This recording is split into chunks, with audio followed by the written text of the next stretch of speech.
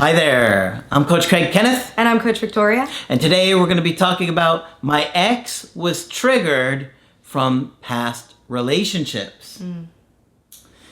Boy, the connections that we have with other people really can traumatize us. And we don't really understand how deeply our connections really can come back and come out in the future in other newer relationships. But they do. And we're going to talk about that today because, I see that happen in a lot of my calls where somebody will talk about their ex's prior partners that traumatized them or had impacted our clients. You know what I mean? That they had somebody that cheated, so now they become hyper vigilant about it. Right. And so it has a big effect on you and your current relationship. So it's really important to understand that the things that happen to us in our relationships, especially in the formative years of our childhood, come out in our romantic relationships later. Okay? So you gotta know what kind of things will impact you. When you're getting to know somebody, you really want to understand things about their history and how it might impact them in their relationship with you. And of course, you want to do the same for yourself so you realize how your issues are going to come out. Exactly. And oftentimes our experiences in relationships, how we attach, how we connect, it's all snowballing from our experiences in early childhood. So sometimes our clients will say, well, my ex had a really bad relationship or abusive relationship in their past. Also critically examine their childhood experiences because more likely than not, their turbulent childhoods resulted in those turbulent relationships later on in life. That's right. So we're going to look at some major key areas in which past relationships can show up again and take into account as we're saying these that we're also referencing to early childhood experiences. That's so right. It can be either their exes, either their parents, caregivers, important figures in their life. Absolutely. These things are going to come out. And, it's not fair, that something that happened to you when you were a year old or 2 years old has such a profound impact on you when you're 30. Yeah. But we have to deal with it. You have to look at those things. That's part of what we say when we say you got to do the work. It means you got to look at what happened in your past and explore it. Obviously that's what the creative healing course is focused on. Healing those issues and getting to a more secure, confident place so you're not as impacted by those things from your past. Exactly. And I wish it was the past is the past. It's not here anymore. But unfortunately, our bodies and our minds don't work that way. Yeah, it lives in your unconscious. So first we have dealing with infidelity or any type of cheating or affairs that have happened. And so it can show up in ways of being hypervigilant, as you mentioned before, which basically means that in your next relationship, you are aware, hyper aware, and looking for every little detail that could signify that your partner is cheating on you. Yeah. And this behavior for your partner can really come off as controlling, as aggressive, as overwhelming. Yeah.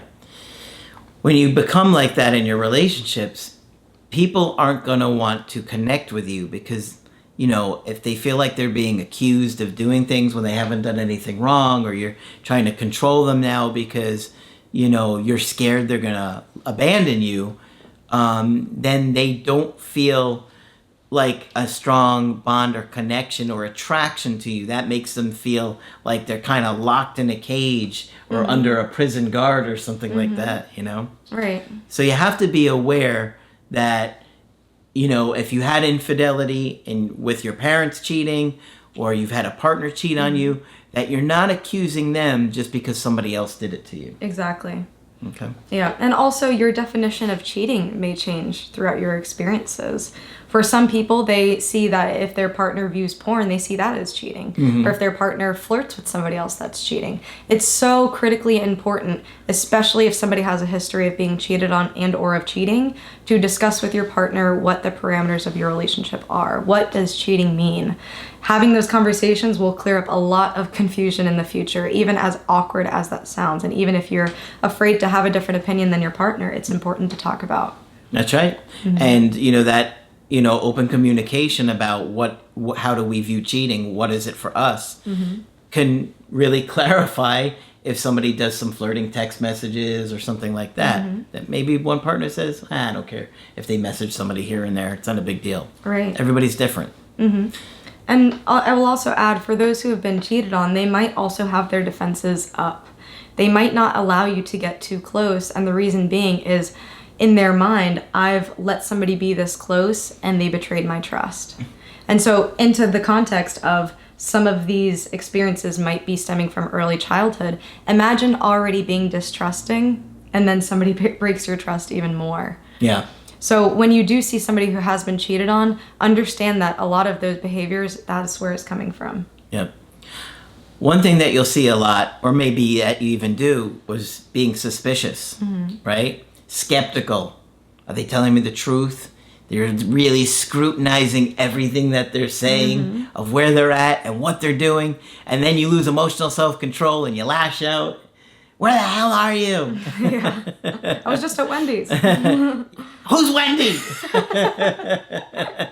What do you mean you went to Wendy's to get a shake? I was just trying to eat some buns. People will really get that upset over something so small, because they've been hurt before and they're afraid they're going to be hurt again. And then you might start making false accusations to people, and that makes people really angry. Yeah.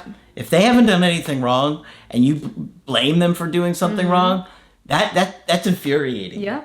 Yeah. And you made a really good point about they're afraid, because I really think that's what's underneath all of those layers is fear of being hurt again. And so if you are somebody who has been cheated on, I would really encourage you to work through all that, process it, heal it, because you don't want to let fear stop you from having positive experiences with people. Yeah. So those are some of the triggers you would see surrounding like infidelity and cheating, right? All right. Here's some more. Abuse. Unfortunately, abuse is a lot more common than you would think. Okay? And of course, every situation is different in the home. It might have been emotional, it might have been physical, it might have been sexual. It could have happened once, it could have happened once a week, it could have happened every day. So obviously, every situation is so unique in that sense. But even if it happens one time, it can be extremely traumatic and affect you for years. Exactly. And you might see that a partner who has been through an abusive relationship, they might not want to live together. They might be very reluctant about being vulnerable with you. You might see them being also reluctant about being in closed spaces with you or being alone with you. So take all of these things into consideration. They might also have a fear of commitment or of labels. There is a sense of empowerment that I see for women in particular who are able to leave emotionally abusive relationships or any type of abusive relationship. In their mind, they have thought, I've done this once, I am capable of doing it again. I never want to feel trapped like that again. Yes. Yeah. It's amazing, and it will also impact every future relationship because they will think, okay, I can't allow myself to get this close again. Yeah, it's scary. So, when somebody is abused, that trauma makes it very hard to trust again and be vulnerable that somebody else won't do it to you. Especially when you've had like family members do it to you. You know what I mean? Like if you had a mom or dad abuse you, you're going to think, well, if my mom did that to me, why wouldn't you do that to me? We've only been dating for 4 months. Why wouldn't you be like that with me? And so we kind of think that that's the blueprint for how all people will act. Exactly. And they might also be very sensitive to any type of fighting, any type of conflict, or any type of loud noises that happen. And that's just because of their past experiences. Whenever somebody would be mad or upset, what they could expect next is that they would be hurt. Yeah. And so just be very cautious of that if you are in that situation. And if your ex has gone through that, maybe this information colors some of the experiences you had with them. And if there's children involved, then it gets a little bit more complex because specifically women leaving with their children from an abusive situation have this immense feeling of wanting to protect their children. And so in a relationship moving forward, that might look like them being hesitant to introduce you to the children, which you might be, why? We're doing so great together. I wouldn't ever do that to those things to you. And you feel like it's almost like, well, just because he did that doesn't mean I'll do that. Well, that's probably true, or at least we hope it's true. Right. But you want to allow them the space to get comfortable with that within their own time. Exactly. And not be so sensitive and take things so personally when somebody's been through that. It's hard to understand, but you have to show empathy. Okay. Another trigger for people is neglect. Okay. Neglect happens very often and in a lot of different ways. It could be, oh, your parents made you cry it out all the time, or, you know, you went to bed hungry. I mean, there's so many different ways you could be neglected. But you can get neglected with your physical needs, your emotional needs, affection, in your romantic relationships. You could have a partner that's neglectful for you and doesn't meet your needs. And so they're going to have a hard time believing that you're going to meet those needs. And they're going to be afraid that you're not going to do those things for them, or they won't get their needs met. Exactly. And they might also exhibit a lot of anxious traits. They might be more seemingly needy. Let's say they want to spend more time with you. They want to be around you 24/7. They may also be very sensitive to you wanting your space. And so to them, that might be you not really being there for them. Yeah, you don't care about me. Right. Yeah. I haven't seen you in 6 hours and you don't want to see me? Yeah. Yeah. Yeah, it really freaks them out. It does. What can also happen is the complete opposite. If somebody's been neglected enough, you can often see them turn into this hyper independence. They end up giving up on trying to gain that affection from somebody else, and they decide, I'm going to do this by myself and I don't need you. And so you might see that in a partner who has been Especially neglected. avoidance. Especially avoidance. That's what happens, is that they've been so neglected that they give up that anybody's going to come through for them. Right. So they just say, the hell with it. I'll do it myself.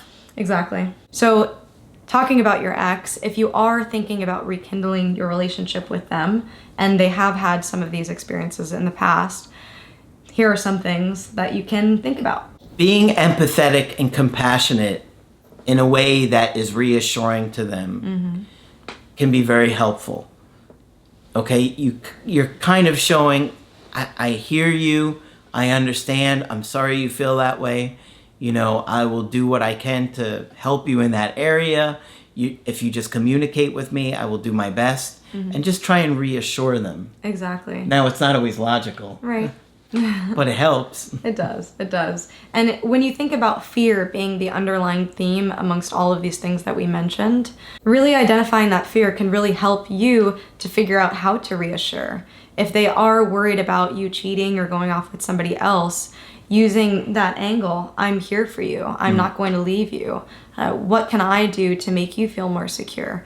You know, how can I be more transparent with my life to make you feel safer? So those are just some small things that you can do. Another thing is patience. A lot of what we talked about today deals with trauma. And so with trauma, it's our body's responses to things, and sometimes we don't have full control. Sometimes we feel like we don't have full control. And so it will take time before you really see that person calm down and feel safe with you. And lastly is also setting firm boundaries. Of course, there's limits to everything. If you find that your partner is way too triggered by their past relationship, if they're constantly accusing you of cheating, if they are completely dismissive of your relationship, you also have the right to protect your own mental health. You don't have to deal with all of the consequences of somebody before you's actions. You don't have to bear the brunt of somebody else's burden. And so just remember that. They're responsible for their mental health, and you're responsible for your mental health. And both of you want to do the best to put yourself in a situation where it's healthy and, you know, helping each other grow together. And, you know, you're going to have to understand that no matter who you date, they're likely going to have some triggers. Do your best to minimize those things or identify them and try and stop the pattern before the spiraling and the out of control. If you know there's a particular thing that upsets your partner, then it, you know, as long as it's reasonable, do your best to try and avoid that situation. Right. Right? Exactly. If there's one thing that you know always triggers them, always gets them upset, that leads to a big fight, well, if it's reasonable, do your best to say, okay, I'm going to try and minimize this or be proactive against this thing before it happens again. Exactly. And hopefully they'll do the same for you. All right. So hopefully this is helpful to you guys. Understanding triggers is very helpful to having a healthier relationship. right? Exactly. Of course, if you want to get our help personally, you can do it on my website, askcraig.net. I do email coaching and I do Skype. And Coach Victoria is available. I'm here if you'd like to talk. Just click on Victoria's name on the top of the website. But that's it for this video. I'm Coach Craig Kenneth. And I'm Coach Victoria. And we will talk with you soon.